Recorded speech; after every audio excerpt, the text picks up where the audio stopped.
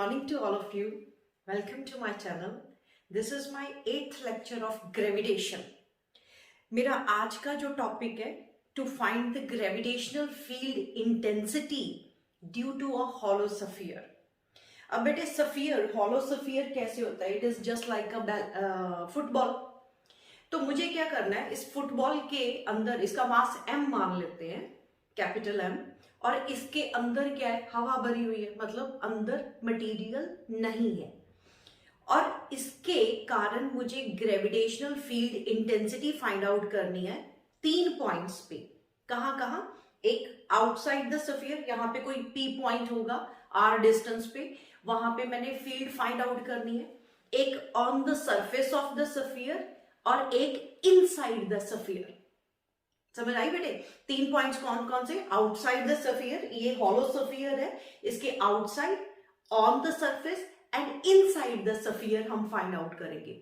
एक चीज और मैं बता दूं बेटे, कोई भी अगर स्फेरिकली सिमेट्रिकल हो और mass distribution spherically symmetrical distribution of mass हो, तो हम उसके केस में the whole mass is considered to be concentrated at the centre of the sphere. सीधी सी बात है, अगर ये यूनिफॉर्मली डिस्ट्रीब्यूटेड स्फीयर है, हॉलो स्फीयर है, तो इसका सारा का सारा मास मैं इसके सेंटर पे कंसिडर कर सकती हूं, क्योंकि ये यूनिफॉर्मली डिस्ट्रीब्यूटेड है. अगर यूनिफॉर्मली डिस्ट्रीब्यूटेड ना होता, मतलब एक तरफ मास ज्यादा होता है, एक तरफ कम होता, तो यूनिफॉर्मली डिस्ट्रीब्यूटेड ना होता, तो फिर हम इसके सेंटर पे मास कंसिडर नहीं कर सकते. तो ये आर्टिकल करवाने के लिए I will consider the whole mass of this hollow sphere is concentrated at the centre of this sphere. Start करें आज का टॉपिक. ओके बेटे, I am going to draw the sphere, hollow sphere here. We have a hollow sphere. This is spherical. बेटे अब board 2 dimensional है, तो मैं sphere जो कि 3 डायमेंशनल फिगर होता है तो ऐसे ही बनाएंगे. It's not a circle, it's not a ring, it's a sphere. और इसके अंदर ये हॉलो स्फीयर है. This is hollow sphere. तो इसका मैं रेडियस r मान लेती हूँ. This is radius of this sphere r. तो मुझे 3 पॉइंट पे gravitational field intensity find out करनी है, और इसका मास मान लेते हैं कैपिटल M. और बेटे मुझे फाइंड आउट करनी है, एक आउटसाइड द स्फीयर कोई P पॉइंट है, एक ऑन द सरफेस होगा, एक इनसाइड कोई स्फीयर के अंदर कोई पॉइंट होगा, वहां पे मुझे ग्रेविटेशनल फील्ड फाइंड आउट करनी है. तो 3 केसेस करते हैं. फर्स्ट केस में, केस फर्स्ट, जब ये मान लो कि मेरा r डिस्टेंस है बेटे, ये मैं स्मॉल r डिस्टेंस कंसिडर कर लेती हूं. When r greater than capital R है, मतलब ये जो डिस्टेंस मैंने कंसिडर करा ये कैपिटल R से ग्रेटर है, तो इसका मतलब आउटसाइड द स्फीयर की बात हो रही है. That is outside the sphere, outside the hollow sphere, तो इसकी बात हो रही है. तो वहां पे ग्रेविटेशनल फील्ड इंटेंसिटी मुझे निकालनी है, यानी स्मॉल g. तो वो क्या होगा? g capital M upon r square. Here the whole mass of the sphere is considered to B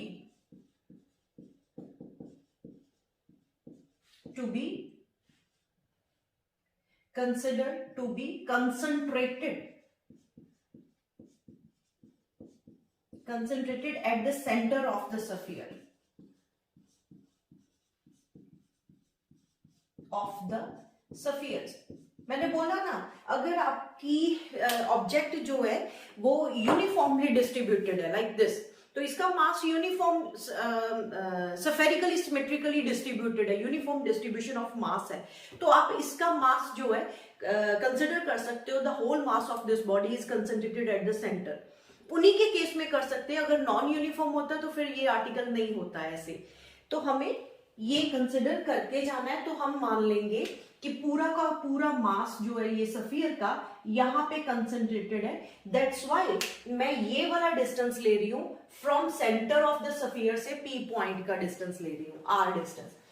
तो मेरे पास g is equal to G M upon R square हो गई।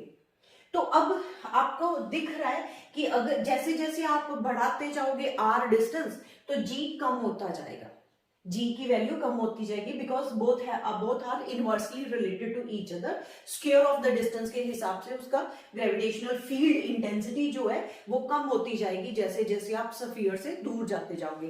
बेटे हम लोगों ने ग्राफ भी बनाना ना, इसलिए ये मैं एक्सप्लेन कर रही हूं। अब एट द सरफेस कर देते हैं, केस सेकंड करते हैं। When r is equals to capital R, मतलब ये पॉइंट यहां पे कहीं पे है, that means at the surface of sphere। जब हम स्फीयर के सरफेस की बात करते हैं तो बेटे ऑब्वियस है g इज इक्वल टू आपका क्या आ जाएगा, G M upon R square.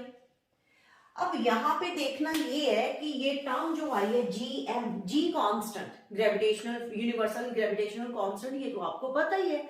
Mass of the sphere, ये जो आपने स्फीयर कंसिडर करा हो उसका मास भी कांस्टेंट होगा। रेडियस ऑफ द स्फीयर वो भी कांस्टेंट होने वाला है, तो इसका मतलब ये सारी टर्म तो कांस्टेंट है। तो कहने का मतलब ये हुआ स्फीयर के सरफेस के ऊपर किसी भी पॉइंट पे ग्रेविटेशनल फील्ड कांस्टेंट होने वाली है। कहने का मतलब अगर ये स्फीयर है तो इसका यहाँ पे सरफेस के ऊपर कहीं पे भी अगर आप ग्रेविटेशनल फील्ड फाइंड आउट करते हो तो वो हमेशा G M upon R square which is constant. तो यहाँ पे कोई वेरिएशन नहीं होगी, इसके ऊपर ग्रेविटेशनल फील्ड सेम होने वाली है। जैसे हमारा अर्थ जो है वो भी स्फेरिकल शेप में है, लेकिन वो सॉलिड स्फीयर है, उसके अंदर भी मटेरियल है, लेकिन अर्थ के सरफेस के ऊपर तो ग्रेविटी सेम होती है ना, कांस्टेंट होती है, दैट इज 9.8। इसी तरह यहाँ पे भी स्फीयर के सरफेस के ऊपर ग्रेविटेशनल फील्ड कांस्टेंट आ रही है। ठीक है, तो ये भी मैं इसीलिए हाईलाइट कर रही हूं क्योंकि मुझे ग्राफ ड्रॉ करना है। तो बाहर ग्रेविटेशनल फील्ड जैसे जैसे डिस्टेंस बढ़ाओगे कम होगी, सरफेस के ऊपर वो कांस्टेंट होगी। तो यहां पे मैं कांस्टेंट बी लिख देती हूं, विच इज कांस्टेंट। ठीक है, अब हम अंदर आ जाते हैं, थर्ड केस करते हैं। When r is less than capital R, मतलब that is inside the hollow sphere, inside the hollow sphere।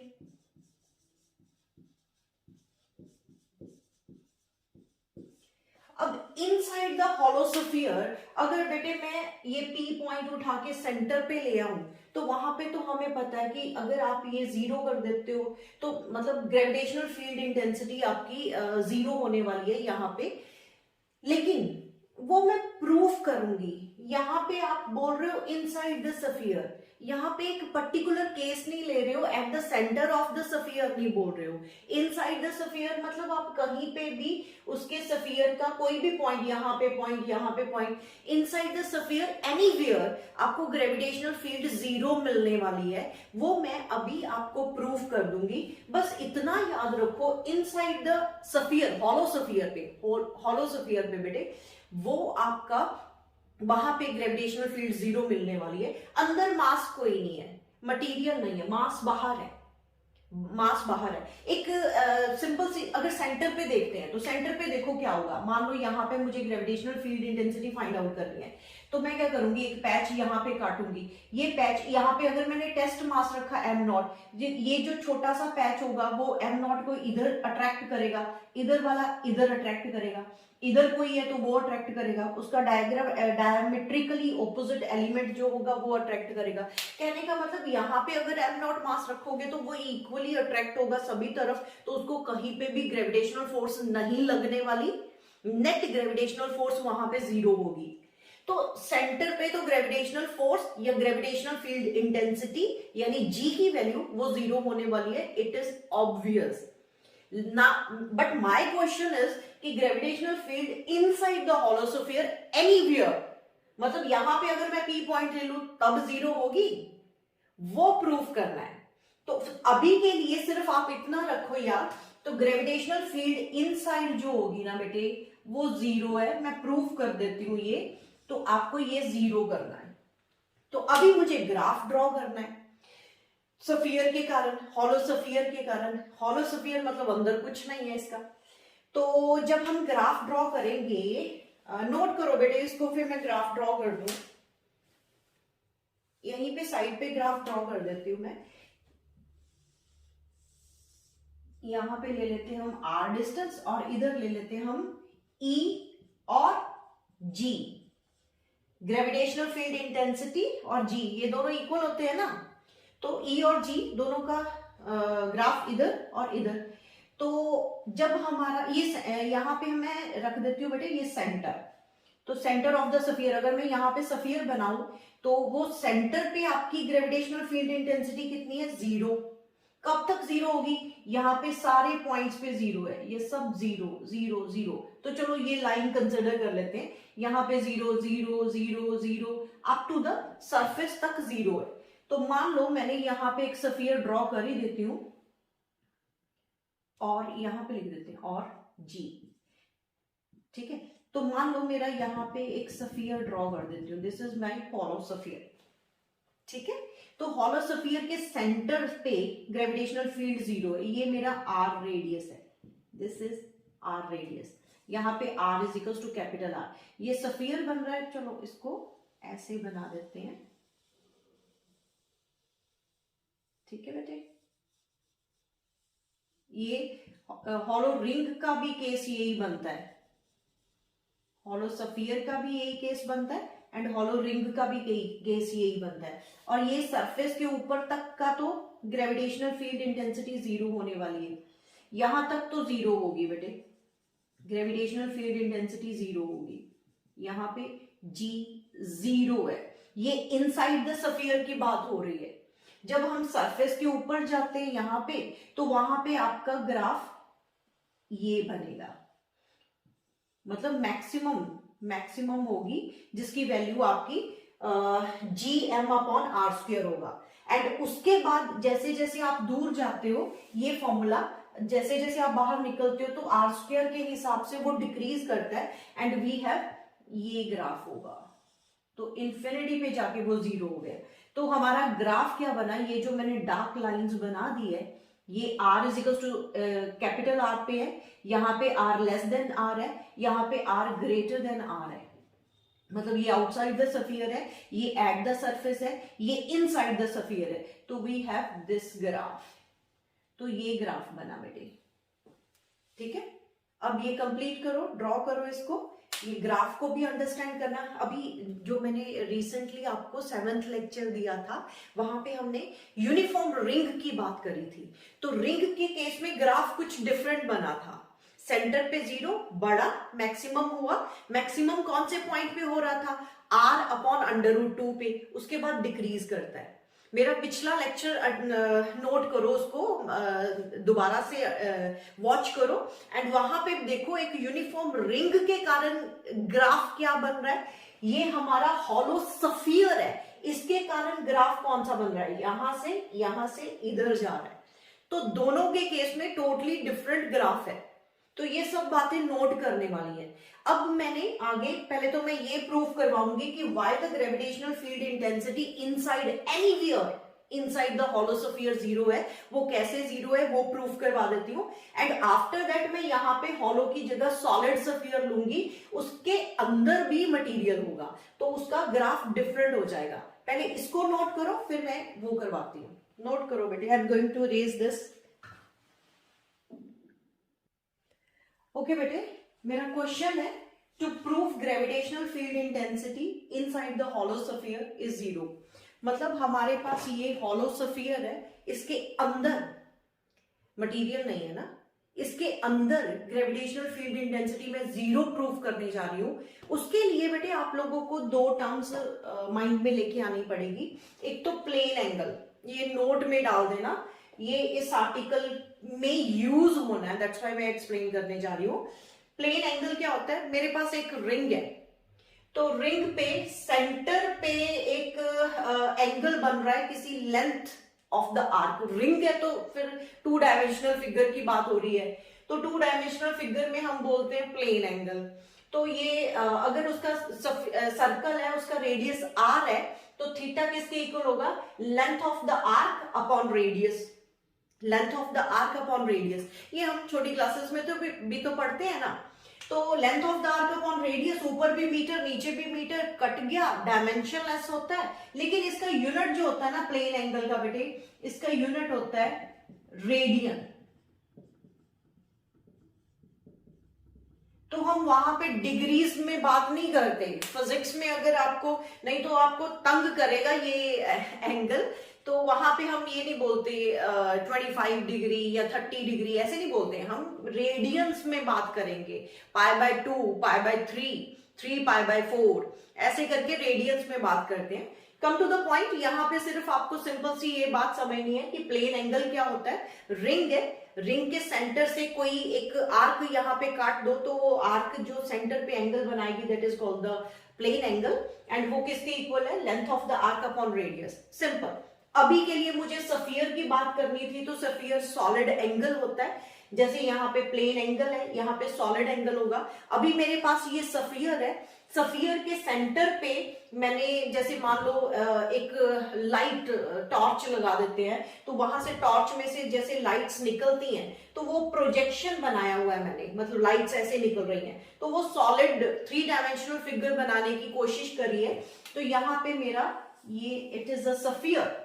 तो वो सफियर पे कुछ आपका ऐसे सॉलिड एंगल बनेगा,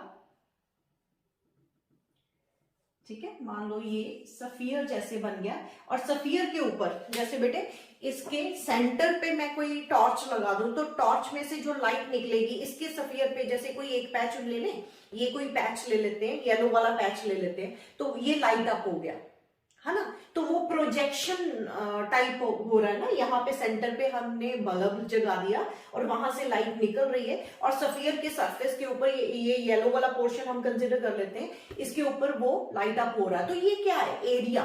इसको हम एरिया ऑफ प्रोजेक्शन बोलते हैं। तो ये एरिया ऑफ प्रोजेक्शन टाइप हो गया। दिस इज, तो मैं सॉलिड एंगल समझाने जा रही हूं ना बेटे, इसका एरिया ए मान लेंगे, एरिया ऑफ प्रोजेक्शन। तो सॉलिड एंगल यहां पे जो है, solid angle that is equals to, बेटे सॉलिड एंगल को डी ओमेगा या ओमेगा के साथ डिनोट करते हैं। तो एरिया ऑफ प्रोजेक्शन, ऊपर एरिया ऑफ प्रोजेक्शन होता है, यहां पे मैं ब्रैकेट में लिख भी देती हूं, area of projection divided by R square, divided by R square. ये मुझे टर्म अभी यूज करनी है, दैट्स व्हाई मैंने एक्सप्लेन करा। प्लेन एंगल तो बड़े आराम से पता है आप लोगों को, length of the arc upon radius, उसका यूनिट रेडियन है, और इसका यूनिट बेटे, इसका यूनिट होता है स्टे रेडियन, इसका यूनिट है रेडियन। ये +1 का फर्स्ट यूनिट जो है, उसमें भी सॉलिड एंगल एक्सप्लेन करा हुआ है, वहां पे भी डेफिनेशन दी जाती है, लेकिन अभी मुझे यूज करना था, दैट्स व्हाई मैंने रिमाइंड करवाया आपको। होप सो कि आप लोगों को अंडरस्टैंड करा होगा आप लोगों ने। अभी मुझे ये यूज करना है सॉलिड एंगल, नोट करो इसको, उसके बाद नोट करो बेटे इसको। एंड अभी के लिए मुझे हॉलो सफियर बनाना है। ये मेरे पास एक हॉलो सफियर है, दिस इज हॉलो सफियर, ठीक है। ये उसका सेंटर होगा, कोई सेंटर है, लेकिन मुझे सेंटर पे ग्रेविटेशनल फील्ड इंटेंसिटी नहीं फाइंड आउट करनी। मुझे मान लो कोई एक पी पॉइंट है, यहां पे पी पॉइंट है, where we have to find the gravitational field intensity. हम इतना तो कह चुके हैं कि gravitational field intensity inside the hollow sphere 0 होने वाली है, लेकिन वो मैं प्रूव करने जा रही हूं। तो मैंने क्या करा बेटे, यहां पे एक, जैसे P पॉइंट पे मैंने फाइंड आउट करना, तो मैं एक डायग्रामेटिकली डायमेट्रिकली 2 पैचेस एक काट लेती हूँ। एक जैसे मैं यहां से एक यहां पे काटती हूँ, एक यहां पे काट लेती हूँ। देखो, लुक एट दिस, मेरा एक पैच यहां पे है, ये मास एलिमेंट, वैसे तो मैंने बड़ा बना दिया, लेकिन ये भी आपका पॉइंट मास जैसे एक्ट करेगा। तो आप चेक कर सकते हो, ये P पॉइंट पे मुझे ग्रेविटेशनल फील्ड इंटेंसिटी लेके आनी है, वो प्रूफ हो जाएगा, जीरो आएगी, नो डाउट जीरो ही आएगी। मैंने ना एक इधर और एक इधर डायामेट्रिकली दो पैचेस ले लिए, मासेस ले लिए, इसको मैं DM1 कह देती हूँ और इसको मैं DM2 बोल देती हूँ।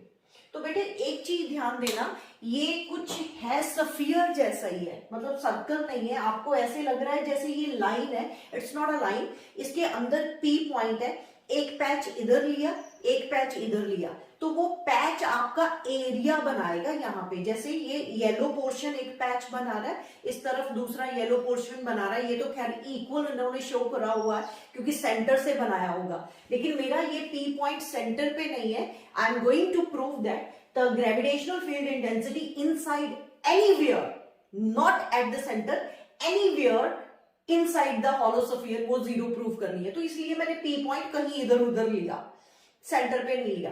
तो जिस तरफ जिसके नजदीक है उसमें पैच जो होगा मास एलिमेंट वो छोटा होगा, और जिससे दूर है उधर ज्यादा होगा। तो ये आप ऑब्जर्व कर सकते हो, है ना। तो ये मेरा DM पैच है और ये मेरा D2 पैच है। तो एक चीज है, अब यहाँ पे मुझे gravitational field intensity find out करनी है, तो बेटे मैं कोई एक टेस्ट मास रख दूं M0। M0 जो है उसको ये वाला मास अट्रैक्ट करेगा, तो उसके लिए जो ग्रेविटेशनल फील्ड मैं यहां पे रख देती हूं, दिस इज DG1 कर देते हैं, और इसको ये भी अट्रैक्ट करेगा, तो वो आपका इधर रख देते हैं DG2 कर देते हैं, DG2। ठीक है, समझ आया बेटे। मैंने क्या करा, मैंने P पॉइंट पे gravitational field intensity find out करनी है। हर बार हम क्या करते हैं, एक छोटा सा मास एलिमेंट, टेस्ट मास एलिमेंट वहां पे रख देते हैं, टेस्ट मास रख देते हैं M0, जो जिसका मास नेग्लिजिबल होता है ना। तो यहाँ पे मैंने रख दिया। अब ये वाला जो DM मास है, ये M0 मास को अपनी तरफ खींचेगा, जिस तरफ ग्रेविटेशनल फोर्स लग रही है उसी तरफ ग्रेविटेशनल फील्ड इंटेंसिटी लगेगी, यानी DG1 इस तरफ, एंड ये भी उसको अट्रैक्ट कर रहा है, DG2 उस तरफ होगा। तो मुझे DG1 और DG2 दोनों निकालने हैं। तो नेट क्या होगा, नेट इन दोनों को माइनस करेंगे, वो नेट ग्रेविटेशनल फील्ड इंटेंसिटी आएगी P पॉइंट पे। समझ आ रहा बेटे। तो ये स्फीयर है और ये आपका एक लाइन जैसे एक छोटा सा पैच, वो जो है वो एरिया जैसे है। मैं बार बार बोल रही हूं, ये एरिया जैसे है बेटे, ये ऐसे है, स्फीयर है, इट्स अ स्फीयर। तो मेरी मजबूरी ये है कि 2 डायमेंशनल बोर्ड के ऊपर 3 डायमेंशनल फिगर नहीं मैं बना सकती ना, तो इसलिए ये मैं आपको एक्सप्लेन कर रही हूं। It's a area, area of projection, just like this. तो सॉलिड एंगल आप कैसे निकालते हो, area of projection upon radius का स्क्वायर। तो ये एक चीज मैं और मान लेती हूं, ये जो डिस्टेंस है P से लेके ये वाला पॉइंट, ये P पॉइंट, ये वाला मेरा डिस्टेंस जो है दैट इज x1 कर देती हूं बेटे, और ये वाला जो डिस्टेंस है that is x2 P point से। समझ आ रहा है, ये मेरा डिस्टेंस जो है P पॉइंट से, this is P point, and P point से ये x2 डिस्टेंस और ये x1 डिस्टेंस, इस पैच का और इस पैच का। तो सॉलिड, आप ध्यान से देखो, यहां पे P पॉइंट पे इस पैच ने जितना एंगल बनाया सॉलिड एंगल, और जितना इधर बनाया सॉलिड एंगल, तो दोनों एंगल तो सेम होने वाले, because it is a vertically opposite angle. तो वर्टिकली ऑपोजिट एंगल है, तो इसी हिसाब से बेटे d⍵1 यानी solid angle of this patch is equals to area, इसका जो एरिया होगा, एरिया इस पैच का डिवाइडेड बाय इसका जो डिस्टेंस है x1 का स्क्वायर होगा। तो ये d⍵2 जो होगा वो इस पैच का यहां पे सॉलिड एंगल होगा, वो भी एरिया, वो एरिया, यहां पे एरिया 1 कर देती हूँ, यहां पे एरिया 2 कर देती हूँ, और यहां पे x2 का स्क्वायर हो जाएगा। बेटे एरिया को मैं A1 और A2 लिख दूं, बार बार मुझे लिखना पड़ेगा नहीं तो।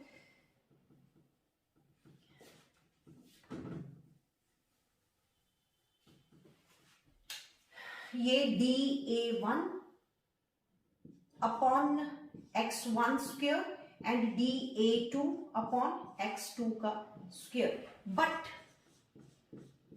d omega 1 is equals to d omega 2, मतलब ये तो कांस्टेंट है, ये तो कांस्टेंट हुआ।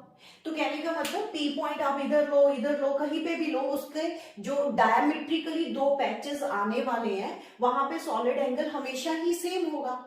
जैसे इस पे मैंने ये पैच लिया और ये पैच लिया, अगर मैं यहाँ पे कोई पैच और यहाँ पे कोई पैच लेती हूँ तो वो भी उसका जो इस तरफ और इस तरफ वाला सॉलिड एंगल होगा वो तो सेम होने वाला है। तो सॉलिड एंगल मेरा कांस्टेंट हो रहा है। तो अगर ये चीज कांस्टेंट है तो इससे क्या हुआ, तो इससे this implies that dA1 is directly proportional to x1 हो गया उसका स्क्वायर। उसके हिसाब से ये इधर ले जाओगे तो प्रोपोर्शनलिटी साइन आ जाएगा ना, dA1 is directly proportional to x1 square हो गया, and similarly dA2 is directly proportional to x2 का स्क्वायर हो गया। ठीक है बेटे, तो हमें अब मैं ये इरेज करने जा रही हूं सॉलिड एंगल, और ये आप नोट कर लेना।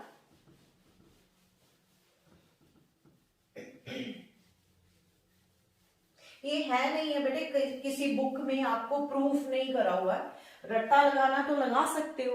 तो inside the sphere hollow sphere gravitational field intensity anywhere zero है, ये पता है, हर टीचर बता भी देता है, लेकिन वो प्रूफ जो है वो मैं आपको दे रही हूँ। ये आप लोगों के लिए स्पेशल है, बुक में भी नहीं मिलेगा और मोस्टली टीचर करवाते भी नहीं है, तो ये मैं प्रूफ दे रही हूँ आपको। अब मेरे पास क्या आ गया, मुझे ग्रेविटी dg1 निकालनी है। dg1 g is equals to क्या होता है, g dm1 अपॉन इसका जो डिस्टेंस का स्क्वायर है x स्क्वायर, यही होगा ना, ये मास है dm1 और इसका डिस्टेंस कितना है x1 का स्क्वायर। तो dg2 करोगे वो क्या होगा, g dm2 अपॉन x2 का स्क्वायर। अब एक और चीज क्या होगा बेटे, आपका ये जो अगर मैं देखूं अभी मास जो है, अगर आप येलो पोर्शन का मास लेते हो तो इसका मास किसके इक्वल होगा, डायरेक्टली प्रोपोर्शनल टू किसके होगा, जितना इसका एरिया। अगर मैं कोई और पैच ले लेते हैं, कोई और छोटा पैच ले लेते हैं, जैसे ये व्हाइट वाला ले लेते हैं या ब्लू वाला ले लेते हैं, तो इसका अगर मैं लूंगी तो इसका मास कितना होगा, जितना इसका एरिया। अगर एरिया छोटा है तो उसका मास भी छोटा होगा, एरिया बड़ा है तो उसका मास भी बड़ा होगा। तो इनडायरेक्टली मैं ये भी तो बोल सकती हूं ना कि dm1 is directly proportional to a1 and dm2 is directly proportional to a2। ठीक है बेटे, देखो ना, जितना मास कितना, अगर छोटा एरिया तो थोड़ा मास होगा ना, उसका स्मॉल मास होगा। अगर बड़ा एरिया तो उसका मास भी बड़ा होगा, क्योंकि एरिया बड़ा है। तो इसका मतलब mass is directly proportional to areas आने वाले, जितना बड़ा एरिया उतना बड़ा मास, जितना बड़ा एरिया उतना बड़ा मास। तो यहाँ पे मैं बोल के आई हूं कि एरियाज जो है, यहाँ पे डी लगाने की जरूरत नहीं है, इट्स नॉट अ स्मॉल, तो आप नहीं जरूरत, छोड़ सकते हो। तो एरियाज जो है यहाँ पे इनडायरेक्टली तो ये भी आ गया ना, फिर x1 स्क्वायर एंड x2 का स्क्वायर। तो ये मेरा रिलेशन कहां से आया, जितना बड़ा मास उतना बड़ा एरिया, उतना उसका डायरेक्टली रिलेशन x1 के स्क्वायर x2 के स्क्वायर। तो ले दे के dm की जगह मैं x1 स्क्वायर लिख सकती हूँ, dm2 की जगह x2 का स्क्वायर लिख सकती हूँ।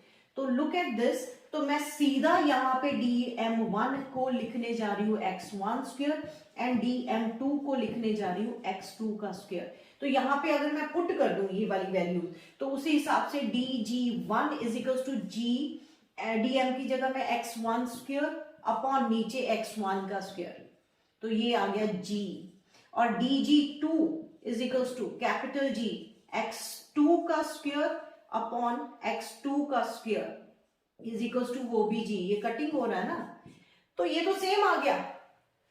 तो आप यहां पे देखो dg1 और dg2 सेम आ गया बेटे, तो सेम है, एक इधर है एक इधर है, तो नेट ग्रेविटेशनल इंटेंसिटी यहां पे क्या होने वाली है, जीरो। तो नेट ग्रेविटेशनल फील्ड इंटेंसिटी यहां पे, net gravitational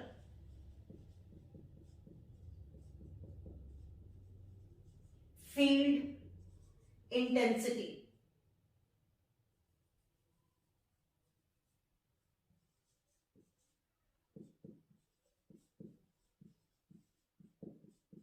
At P point पे वो क्या होगा, dg1 माइनस dg2 होगा। तो ये पैचेस है तो मैं ऐसे कर देती हूँ, फिर इसको ऐसे लिख दूं बेटे, gp पे निकालना, इंटीग्रेट करते हैं, dg1 में से dg2 माइनस कर दो या dg2 में से dg1 माइनस कर दो। अभी तो वो मेरे दोनों इक्वल आ रहे हैं, तो बोथ आर इक्वल, तो ये 0 आ गया, बोथ आर इक्वल, ये 0 आ गया। बेटे ये मैंने प्रूफ कर दिया कि P पॉइंट पे gravitational field intensity inside the hollow sphere, P point कहीं पे भी हो सकता है, उसके कारण मेरी ग्रेविटेशनल फील्ड इंटेंसिटी 0 आ रही है। इरेज करने से पहले जल्दी से मैं एक बार मैं फिर समझा दूं, ये मेरे पैचेस हैं, दीज आर द एरियाज, ये मेरा सॉलिड एंगल है, जो सॉलिड एंगल यहां पे बनेगा वही सॉलिड एंगल यहां पे बनेगा, बिकॉज वर्टिकली ऑपोजिट एंगल। उस हिसाब से ये सॉलिड एंगल की डेफिनेशन थी, एरिया ऑफ द पैच जो प्रोजेक्शन होता है डिवाइडेड बाय उसका डिस्टेंस, ये रेडियस एक्चुअली में होता है, लेकिन यहाँ पे इसका रेडियस ये है, इसका रेडियस ये बन रहा है, तो x2 का स्क्वायर a1 अपॉन x2 का स्क्वायर a2 अपॉन x2 का स्क्वायर, ये दोनों इक्वल है। कहने का मतलब कहीं पे भी कोई भी डायग्रामेटिकल पैचेस काट लो, P पॉइंट पे सॉलिड एंगल कांस्टेंट होने वाला है। अगर ये कांस्टेंट है तो फिर इस हिसाब से ये इधर लेके जाओगे तो a1 is directly proportional to x1 square आ रहा है and a2 is directly proportional to x2 square आ रहा है। एरियाज डायरेक्टली प्रोपोर्शनल, इसका एरिया इसके स्क्वायर के डायरेक्टली है, इसका एरिया इसके स्क्वायर के डायरेक्टली प्रोपोर्शनल है। अब मुझे ग्रेविटेशनल फील्ड इंटेंसिटी यहाँ पे फाइंड आउट करनी थी, उसका फॉर्मूला होता है gm अपॉन r स्क्वायर, लेकिन यहाँ पे मेरा m जो है dm1 है और डिस्टेंस जो है वो x1 स्क्वायर है, तो इस यहाँ पे g dm2 upon x2 square होगा। तो मास जो होता है वो एरिया के डायरेक्टली प्रोपोर्शनल होगा, जितना बड़ा एरिया उतना बड़ा मास, तो उसी हिसाब से dm1 directly proportional to a1 है which is directly proportional to x1 square. तो डायरेक्टली ये रिलेशन बना लेते हैं फिर, dm1 is equal to x1 square, dm2 is equal to x2 square. इनकी वैल्यूज यहाँ पे पुट करोगे, dm1 की जगह x1 स्क्वायर रखोगे, कटिंग हो गया, g आ गया, यहाँ पे कटिंग हो गया, g आ गया, इन दोनों की वैल्यू तो सेम आ गई। तो यहाँ पे ये इस तरफ और इस तरफ इक्वल एंड ऑपोजिट हो गया, इक्वल एंड ऑपोजिट है तो 0 हो जाएगा। तो that's why gravitational field intensity inside the sphere at anywhere मतलब P पॉइंट कहीं पे भी ले लो वो 0 होने वाला है। ठीक है बेटे, इसको नोट करो। और मेरा लेक्चर कंप्लीट अभी मैं लेक्चर कंप्लीट करने जा रही हूँ, तो नेक्स्ट लेक्चर में आप लोगों के लिए लेके आऊंगी सॉलिड स्फीयर जिसके अंदर भी मटेरियल होगा, तो वहां पे इनसाइड ग्रेविटेशनल फील्ड 0 नहीं होगी। तो इसका मेन आपको ग्राफ करना है, ये मैंने सिर्फ आपको समझाने के लिए कि इनसाइड ग्रेविटेशनल फील्ड इंटेंसिटी 0 है। ओके बेटे, I am going to complete my this lecture. Next lecture 8th lecture में लेके आऊंगी, ये मेरा 8th लेक्चर है। 9th लेक्चर में आपके लिए सॉलिड स्फीयर लेके आऊंगी। Thank you very much.